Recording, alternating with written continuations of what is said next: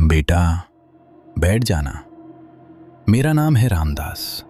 मैं असम के एक छोटे से गांव में रहता हूं, जहां ब्रह्मपुत्र नदी बहती है। किनारे पुराने बांस के झुरमुट हैं और घने जंगल जो रात को आत्माओं की फुसफुसाहट से भर जाते हैं। बचपन में मेरे दादा लालटेन जलाकर मुझे कहानियां सुनाते थे। दिल धक धक कर जाता था। लेकिन आज जो मैं तुझे बता रहा हूं वो कोई कहानी नहीं, ये मेरी अपनी जिंदगी है, मेरी सच्ची पीड़ा। सब शुरू हुआ जब मैं सिर्फ 19 साल का था। उस रात पहला सपना आया। मैं गांव के पुराने मंदिर के पीछे वाले कुएं के पास खड़ा था। चारों तरफ गहरा अंधेरा। कुएं से अजीब लाल चमक निकल रही थी। मेरे पैर खुद ब खुद आगे बढ़ने लगे। चिल्लाना चाहता था लेकिन आवाज नहीं निकली। कुएं के किनारे पहुंचा, नीचे झांका। पानी में मेरा चेहरा, लेकिन गला कटा हुआ, खून फैल रहा था। अचानक ठंडा गीला हाथ मेरे कंधे पर पड़ा और मुझे अंदर खींच लिया। डूबते हुए सांसें रुक रही थीं, छाती फट रही थी।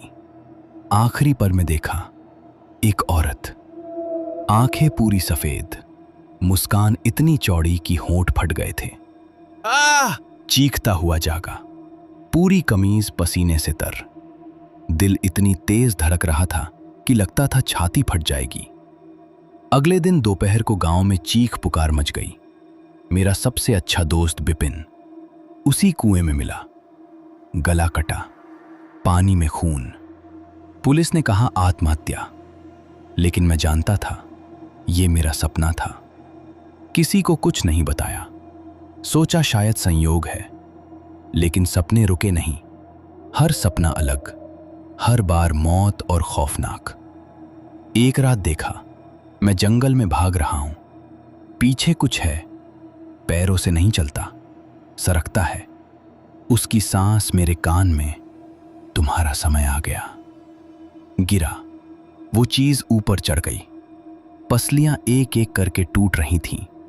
खून मुंह से निकल रहा। आखिर में मेरी आंखें निकाल ली। अगले दिन शाम को जंगल से लौटते वक्त पैर फिसला। वैसा ही दर्द हुआ, लेकिन बच गया, सिर्फ छोटा घाव। फिर तीसरा सपना, घर की छत पर खड़ा हूं। रात, बादल घुमर रहे, बिजली कड़ी, छत फट गई। नीचे गिर रहा, पुराने लोहे के हल पर। नुकीला फल पीठ में घुसा, रीढ़ चीर दी। दर्द इतना कि चीख भी नहीं निकली। खून की नदी बह रही। जागा तो पूरा शरीर कांप रहा था। उस दिन छत पर जाने से मना कर दिया। मां ने पूछा क्या हुआ? बोला कुछ नहीं, चक्कर आ रहे हैं। रात फिर सपना आया, इस बार आंगन में खड़ा। छत से मेरी लाश गिरी, टूटी हुई, खून से लथपथ, मुझे कुचल रही थी। सुबह मैं छत पर नहीं गया, लेकिन दोपहर में छोटी बहन मीनू पुराना सामान निकालने चढ़ गई। छत टूटी, वो गिर पड़ी ठीक उसी जगह। बच गई, लेकिन पैर टूट गया। अब समझ आया, सपने मेरी मौत नहीं दिखा रहे, आसपास वालों की मौत दिखा रहे थे। हर बार हकीकत बन जाती। मैं सिर्फ देखता रहता, रोक नहीं पाता। डर के मारे गांव के बूढ़े पंडित जी के पास गया। सारी बात बताई। उन्होंने आंखें बंद की, फिर बोले, बेटा, कोई पुरानी आत्मा तुझे अपना दूत बना रही है। वो तुझे दिखाती है ताकि तू देखता रहे, लेकिन कुछ न कर सके। वो तुझे मारना नहीं चाहती, बस तेरा दर्द, तेरा डर देखना चाहती है। मैंने पूछा कैसे बचूं? बोले, बचना बहुत मुश्किल है। जब तक वो चाहेगी, सपने आते रहेंगे। उसके बाद सपने और भयानक हो गए। एक रात बिस्तर पर लेटा हूं, कमरा अंधेरा। दीवार से एक हाथ निकला, लंबी उंगलियां, काले नाखून, छाती पर रखा। धीरे धीरे अंदर घुसने लगा। हड्डियां चटक रही थीं, फेफड़े दब रहे थे, खून मुंह से निकल रहा। आखिर में हाथ मेरे दिल को पकड़कर बाहर खींच लिया। दिल अभी भी धड़क रहा था उसकी हथेली में। चीखता हुआ जागा। अगले दिन मां को दिल का दौरा पड़ा। डॉक्टर बोले धमनी ब्लॉक हो गई थी।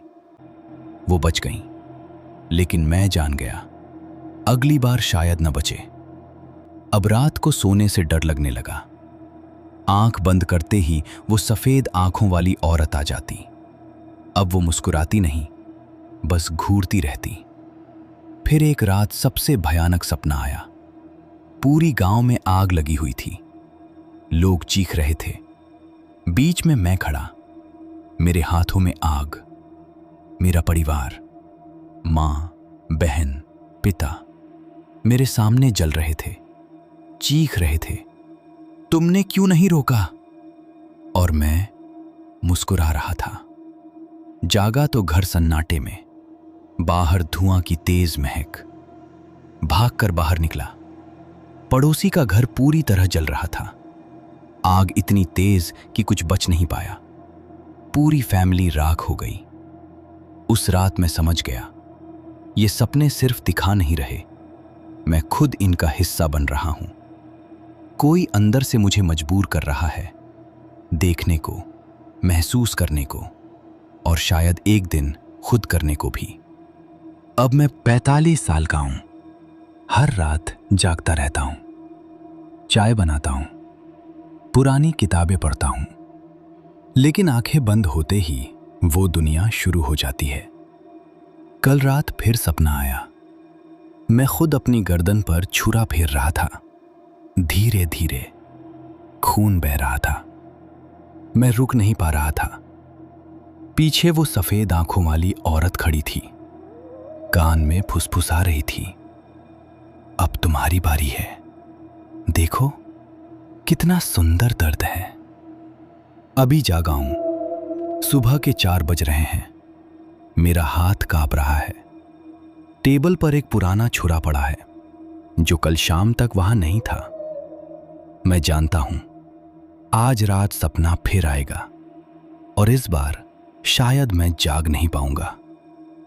बेटा, अगर कभी तुझे भी ऐसा सपना आए तो कभी मत सोना, क्योंकि कुछ सपने सिर्फ सपने नहीं होते, वे आने वाली मौत का पूर्वाभास होते हैं, और मौत हमेशा अपना वादा निभाती है।